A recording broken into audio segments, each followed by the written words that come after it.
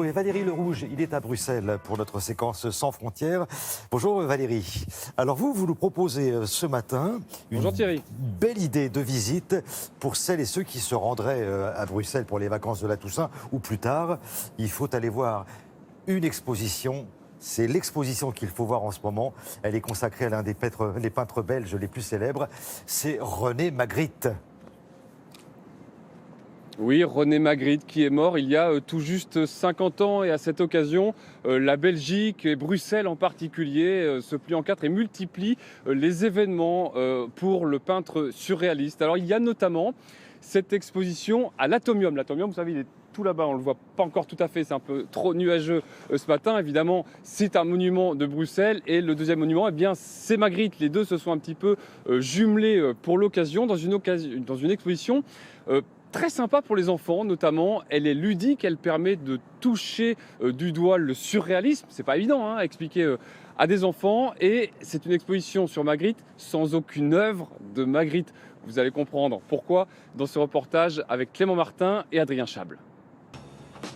C'est la réunion de deux monuments belges. L'Atomium fait découvrir pendant un an l'univers de Magritte. À l'occasion des 50 ans de sa disparition, c'est une exposition atypique qui est présentée pour tous les publics. C'est important de marquer le coup à Bruxelles pour montrer aux Belges que Magritte est morte il y a 50 ans et puis pour dire aux touristes, c'est l'occasion de venir à Bruxelles, voir non seulement ce qui se passe à l'Atomium, que là on rentre dans les œuvres de Magritte, mais voir aussi les œuvres réelles de Magritte au musée.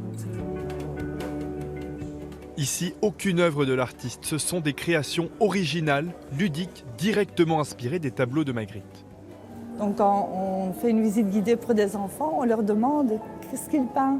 Ils disent un oiseau, mais quel est le modèle? Et alors au fur et à mesure, les enfants disent, mais en fait, René Magritte, il dessine le résultat.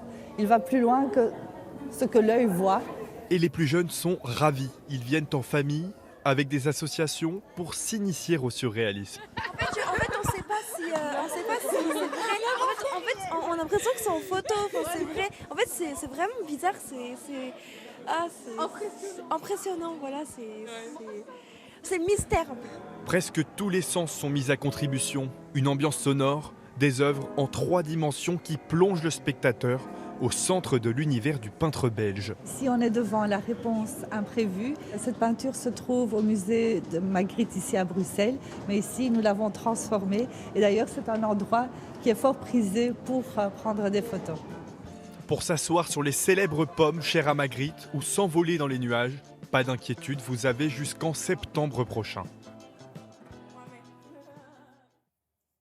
Bon, alors une fois qu'on a fait cette visite, où est-ce qu'on peut aller pour voir les véritables œuvres de René Magritte, Valérie? Alors, il y a évidemment le musée qui porte son nom, le musée Magritte, avec la plus grande collection des œuvres de Magritte au monde, 230 tableaux évidemment, mais également des affiches publicitaires qu'il a pu faire, des sculptures, des gouaches. Alors le seul problème quand même de ce musée, dont la scénographie est moderne, ça va bien, le seul problème c'est qu'il n'y a pas l'œuvre de Magritte, je dirais, le principal tableau. La pipe, vous savez, ceci n'est pas une pipe. Le vrai nom, c'est La trahison des images. C'est un tableau qui appartient au musée de Los Angeles. Mais attention, pour l'occasion, pour les 50 ans de sa mort, le tableau est revenu à Bruxelles. Ça fait 45 ans que ce n'était pas arrivé.